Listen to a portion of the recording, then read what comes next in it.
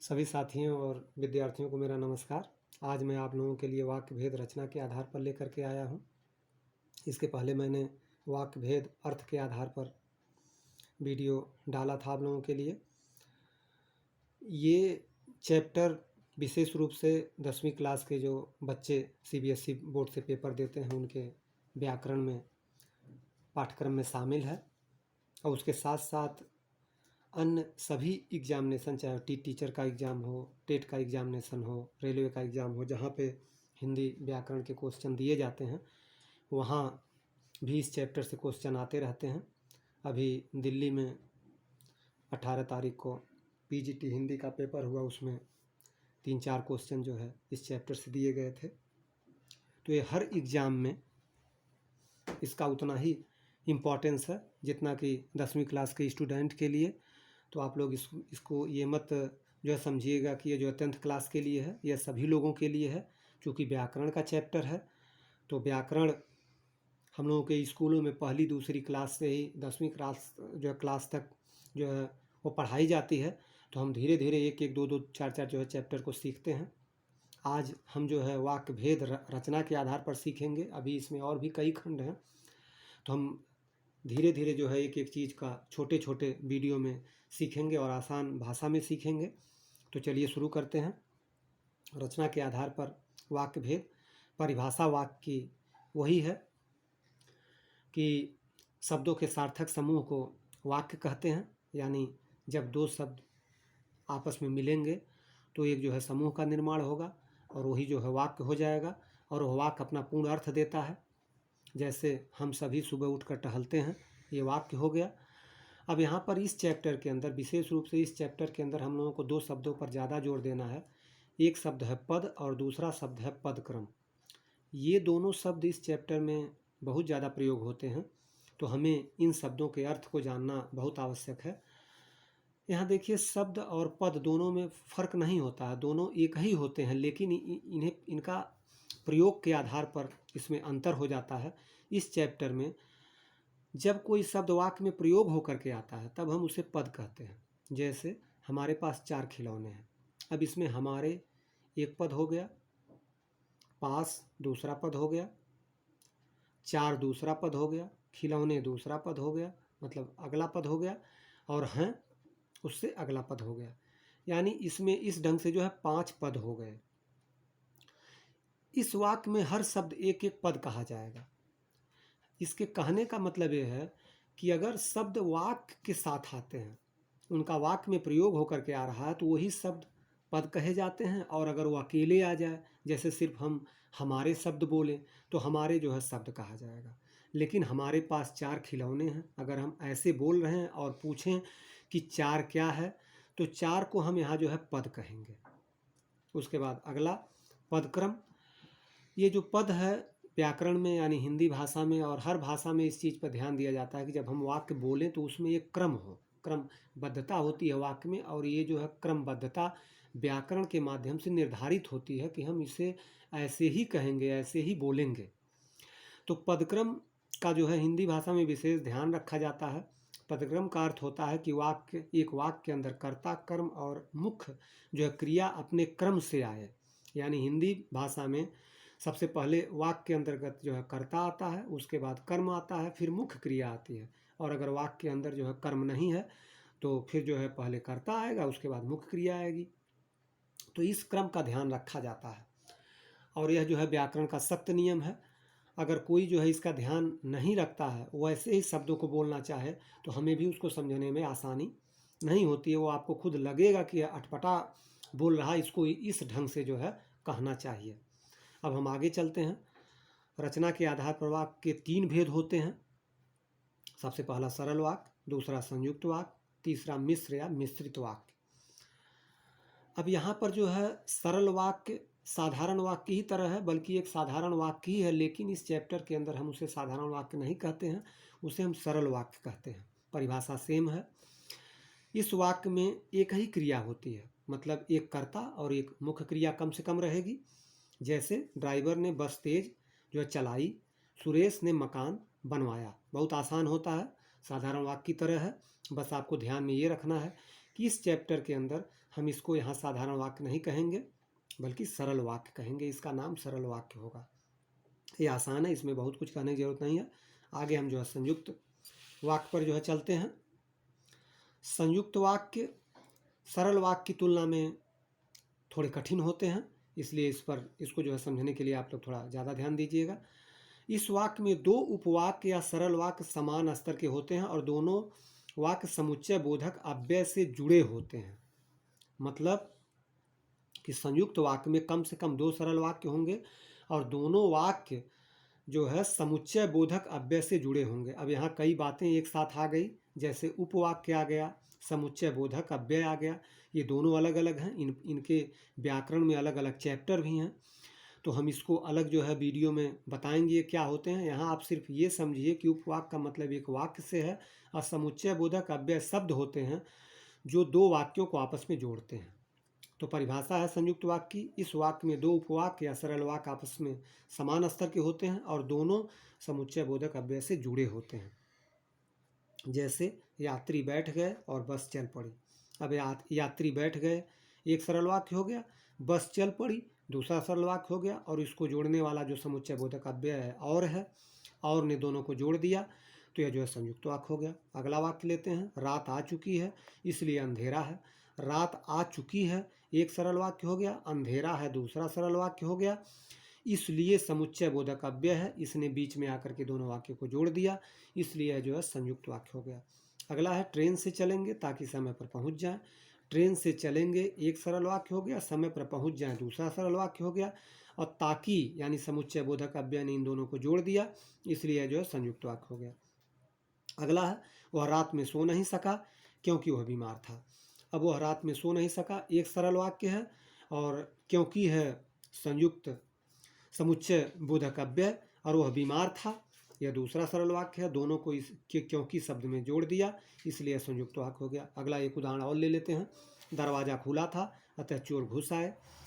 दरवाज़ा खुला था एक सरल वाक्य हो गया, चोर घुस आए दूसरा सरल वाक्य हो गया, दोनों को अतः समुच्चय बोधक अव्यय ने जोड़ दिया, इसलिए संयुक्त वाक्य हो गया। मतलब इससे आप समझ सकते हैं कि संयुक्त वाक्य में कम से कम दो सरल वाक्य रहेंगे और दोनों किसी समुच्चय बोधक अव्यय से जुड़ेंगे, और वो समुच्चय बोधक अव्यय जो है मैंने नीचे यहाँ पे दे दिया है। इतने ही समुच्चय बोधक अव्यय के माध्यम से हम इसे जोड़ेंगे और यही समुच्चय बोधक अव्यय वाले शब्द संयुक्त वाक्य को जोड़ते हैं। इन शब्दों के बाद अगर कोई शब्द किसी शब्द से आप जोड़ते हैं तो वाक्य जो है गलत होगा, इसलिए इन शब्दों को आप लोग याद कर लीजिएगा। और ख़ास करके अगर आप गाइड में व्याकरण में देखेंगे तो सबसे ज़्यादा जो है संयुक्त वाक्य को और शब्द से जोड़ा जाता है, उसके बाद जो है तथा से जोड़ा जाता है, और तीसरे नंबर पर इसलिए शब्द से जोड़ा जाता है। यानी उदाहरण में आप जितना भी पाएंगे यही दो तीन शब्द जो है सबसे ज़्यादा जोड़े जाते हैं, उसके बाद और जो शब्द हैं वो कम जो है दिखते हैं। तो ये शब्द हैं और, तथा, इसलिए, किंतु, फलतः, अतः, क्योंकि, या, ताकि और परंतु शब्दों को से जोड़ करके हम संयुक्त वाक्य का निर्माण करते हैं। तो ये थोड़ा सा जो है सरल वाक्य से जो है कठिन है, लेकिन बहुत ज़्यादा कठिन नहीं है। एग्जामिनेशनों में सिर्फ जो है परिभाषाएं आती हैं, मतलब एग्जामिनेशन में माफ़ करिएगा जो है गलती हो गई, परिभाषा नहीं आती है, उदाहरण दिया जाता है, आपको पहचानना होता है कि यह जो है किस वाक्य का उदाहरण है। तो आप लोग इसको अच्छे ढंग से जो है समझ लीजिएगा और इन शब्दों को याद कर लेंगे तो आप जो है समझ जाएंगे कि यह जो है संयुक्त वाक्य है। अगले पर चलते हैं,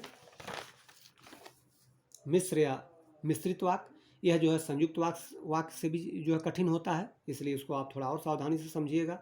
इन वाक्यों में एक उपवाक्य मुख्य और शेष उपवाक्य मुख्य उपवाक्य पर आश्रित होते हैं। अब यहाँ मुख्य उपवाक्य का मतलब यहाँ पर आप जो है समझने के लिए इसको जो है सरल वाक्य मान लीजिए और दूसरे उपवाक्य को दूसरा सरल वाक्य मान लीजिए, यानी इसमें जो है दो से अधिक सरल वाक्य हो सकते हैं या होते हैं, इसलिए मिश्र या मिश्रित वाक्य जो है सबसे बड़ा होता है या संयुक्त वाक्य से भी बड़ा होता है, और इसमें कई उपवाक्य आपस में जुड़े होते हैं।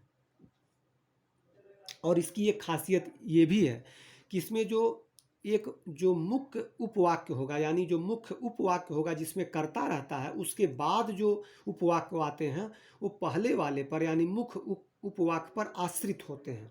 जैसे पिताजी ने उस युवक को पीटा जिसने जेब काटी थी। अब यहाँ पे आप देखिए, पिताजी ने उस युवक को पीटा, यहाँ तक जो है यह मुख्य उपवाक्य है। उसके बाद जेब काटी थी, यह दूसरा मुख्य उपवाक्य है, लेकिन यह जो है पहले वाले पर आश्रित है। और जिसने शब्द जो है यह मिश्रित वाक्य को जोड़ने वाला शब्द है, यह बीच में आया है। और ऐसे शब्द बीच में भी आते हैं, शुरुआत में भी आ जाते हैं। तो दोनों स्तर से जो है इसमें मिश्रित वाक्य का जो है वो निर्माण होता है। और मिश्र वाक्य के बीच में कामा भी लगा होता है। अगर आप ये मोटी इसकी जो है पहचान है कि अगर वाक्य के बीच में कामा का प्रयोग हुआ है तो आप जो है फट से समझ जाइए कि यह जो है मिश्र या मिश्रित वाक्य है। अगला उदाहरण लेते हैं। स्वामी जी ने कहा था कि शाकाहारी बनो, शुद्ध रहो। अब स्वामी जी ने जो है कहा था एक मुख्य वाक्य हो गया, और शाकाहारी बनो शुद्ध रहो यह जो है आश्रित उपवाक्य हो गया। तो यानी जो है आश्रित उपवाक्य मुख्य उपवाक्य ऊपर निर्भर होता है, यह इसकी खासियत है। अगला उदाहरण लेते हैं। जिसने स्त्री की जान बचाई वह इसी कॉलोनी में रहती है। अब यहाँ पर देखिए जिसने शब्द शुरुआत में आ गया, स्त्री की जान बचाई यह जो है मुख्य उपवाक्य हो गया, वह इसी कॉलोनी में रहती है आश्रित उपवाक्य हो गया, और देखिए बीच में कामा भी लगा है। तो यानी मिश्रित वाक्य के अंदर कामा लगा होता है, यह जो है इसकी मुख्य पहचान है। अगर ऐसा कोई वाक्य आपको दिखे तो आप झट से जो है जान लीजिएगा कि यह जो है मिश्र या मिश्रित वाक्य है। अगला वाक्य लेते हैं। जो पैसे तुम्हें मिले थे वह खर्च हो गए। अब इसमें देखिए थे के बाद भी कामा लगा है, तो ये भी जो है मिश्रित वाक्य है। और जो है जो शुरुआत में आ गया है, तो इसलिए भी ये मिश्रित वाक्य है। अब इसको हम पहचानेंगे कैसे, इसके लिए मैंने यहाँ पे जो शब्द इसके बीच में और पहले आते हैं उसको मैंने लिख दिया है। जैसे इन वाक्यों के आरंभ में और, बीच में जिनके, की, जिन्हें, जिसमें, जो, जिसको, जहाँ, जब, अगर, तो, इसलिए, यदि, परंतु, तब आदि शब्दों का प्रयोग होता है। और नोट भी दिया है इसमें मैंने कि मिश्र वाक्यों के बीच में कामा लगा होता है। यानी मिश्र वाक्य अगर रहेगा तो ज़्यादातर वाक्यों में कामा होता है, लेकिन कुछ में कामा नहीं भी होता है। उसको आप जो है इन शब्दों के माध्यम से पहचानेंगे। ये जो शब्द इसमें आएंगे, ये सारे शब्दों का जो है प्रयोग मिश्रित वाक्य में होता है। और इसके पहले जो संयुक्त वाक्य था उसमें जो मैंने शब्द बताए थे वह संयुक्त वाक्य में प्रयोग होते हैं। संयुक्त वाले शब्द मिश्रित वाक्य में नहीं आएंगे, मिश्रित वाले शब्द जो है संयुक्त वाक्य में भी नहीं जाएंगे। इसका आप लोग ध्यान रखिएगा। अगर आप लोगों को आसानी से इन वाक्यों में भेद करना हो तो इन शब्दों को ध्यान में रखिए, तब भी आप जो है भेद कर लेंगे। और ये काफ़ी महत्वपूर्ण चैप्टर है और बोर्ड के पेपर में आता है, एग्जामिनेशन में भी आता है। इसको आप लोग अच्छे ढंग से जो है तैयारी करिए। जो बातें न समझ में आई हो जो है कमेंट बॉक्स में लिखिएगा। इसको हम और अच्छे ढंग से जो है जो दिक्कत होगी दूर करने की कोशिश करेंगे। वैसे कोई ख़ास जो है झंझट इसमें नहीं है। एग्जामिनेशन में सिर्फ उदाहरण दिए जाते हैं, परिभाषा नहीं आती है। इसलिए आपको हर हालात में उसको समझना होगा कि यह जो है मिश्रित वाक्य, संयुक्त वाक्य और सरल वाक्य का ही उदाहरण है। इसमें कोई शॉर्टकट नहीं है कि आप ये सोचिए कि हम जो है शॉर्टकट का सहायता ले करके इसको ठीक कर लेंगे। इसलिए आपको इसे समझना ही होगा। जब समझेंगे तभी इसको ठीक कर पाएंगे।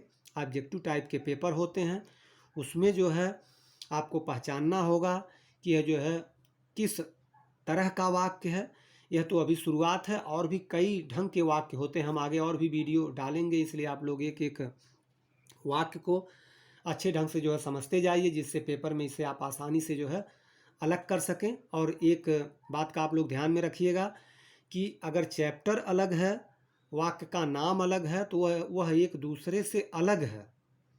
उसे दूसरे के साथ जोड़ने की कोशिश मत कीजिएगा। अगर आप जोड़ना चाहेंगे तो वह जो है गलत हो जाएगा। जैसे इस वाक्य में सरल के लिए, साधारण वाक्य के लिए सरल शब्द का प्रयोग किया गया है।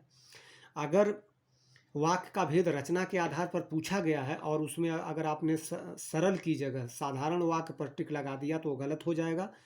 इसलिए इस बारीकी को ध्यान में रखें। इसके साथ ही जो है ये चैप्टर समाप्त होता है। अगले वीडियो में हम इसी के आगे के भाग को लेकर के आप लोगों के सामने उपस्थित होंगे। इसी के साथ नमस्कार।